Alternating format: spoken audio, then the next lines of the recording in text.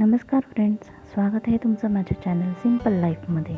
Friends, आज मी तुम्हाला शेवयांचा उपमा कसा करायचा हे दाखवणार आहे. गोड शेवया तर आपण नेहमी करतोच, पण ज्यांना तिखट खायला आवडतं त्यांच्यासाठी हा खूप छान पर्याय आहे. तर उपम्यासाठी लागणारं साहित्य आधी आपण पाहूयात. यासाठी आपल्याला लागेल 1 कप शेवई. ही शेवई बघा, मी अशी व्यवस्थित चुरून घेतलेली आहे या पद्धतीने. आणि ह्या 1 कप शेवयांसाठी आपल्याला लागेल 2 कप पाणी.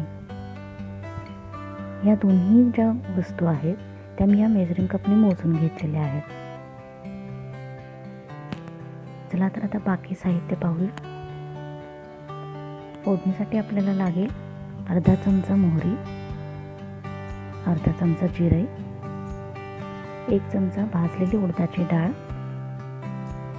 चवीनुसार मीठ, अर्धा चमचा साखर, 10 ते 12 काजू, पाव फूल लिंबाची आणि थोडा कढीपत्ता, 1 मध्यम आकाराचा कांदा कापलेला, अर्धा चमचा हळद, थोडे तेल, बारीक चिरलेली कोथिंबीर आणि 2-3 चिरलेल्या हिरव्या मिरच्या.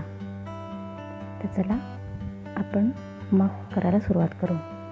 सर्वात आधी ही उडदाची डाळ आपल्याला 10 ते 15 मिनटं भिजवून ठेवायची आहे. आता आपल्याला हे पाणी उकळायला ठेवायचं आहे. तोवर आपण पुढची तयारी करू. पॅन गरम करायला ठेवा. त्यामध्ये थोडंसं तेल घालायचं आहे आणि हे तेल गरम झाल्यानंतर आपण हे काजू त्यावर परतून घेणार आहोत. हलके लालसर होईस तोपर्यंत परतायचे.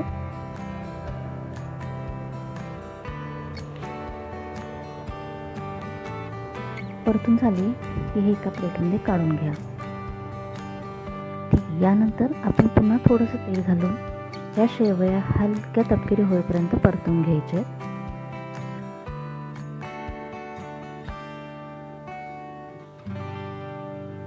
परतवून झाल्या की आपण एका प्लेटमध्ये त्या काढून घेऊ. पुन्हा पॅनमध्ये थोडंसं तेल घ्यायचं आहे. आता या तेलामध्ये आपण फोडणी तयार करायची आहे.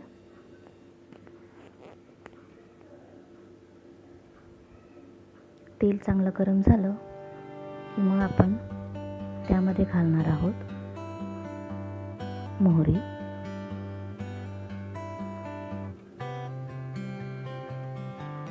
जिरा,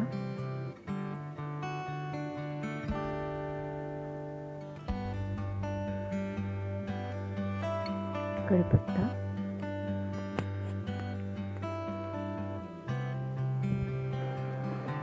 हिरवी मिरची,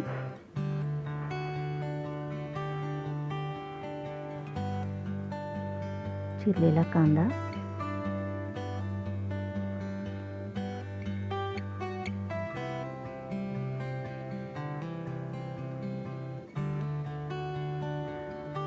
आपण थोडंसं परतून घेऊयात.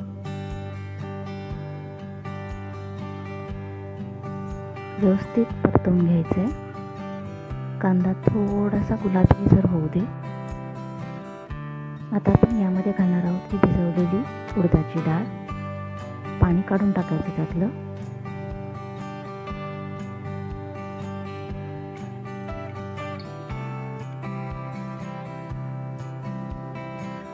साखर,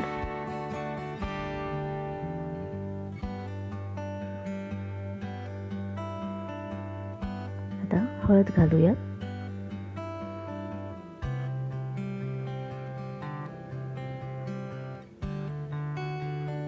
भाजलेले काजू पुन्हा थोडं परतून घेऊ. आता या भाजलेल्या शेवया त्याच्यामध्ये घालायच्या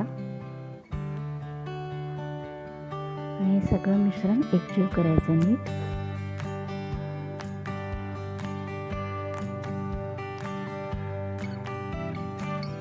चवीनुसार मीठ घालून घेऊ. आता आपण हे जे पाणी उकळायला ठेवलं होतं ते पाणी सावकाश त्यात घालायचं आहे. चांगली वाफ येऊ द्यायची. 3 ते 4 मिनटं त्याला चांगलं शिजवायचं. आता याच्यामध्ये आपण लिंबाचा रस घालूया.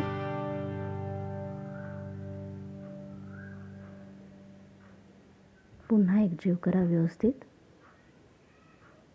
आणि झाकून 2 ते 3 मिनटं शिजू द्यावे. 2-3 मिनटानंतर पुन्हा बघा शेवया व्यवस्थित शिजलेल्या आहेत. आता आपण यामध्ये कोथिंबीर घालूया.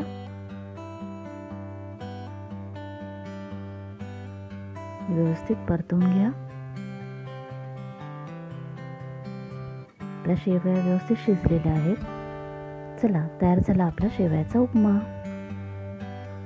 हा बघा फ्रेंड्स, किती छान झालेला आहे. तुम्ही नक्की करा. आवडल्यास व्हिडिओ नक्की सांगा. Thanks for watching. Please like, share and subscribe.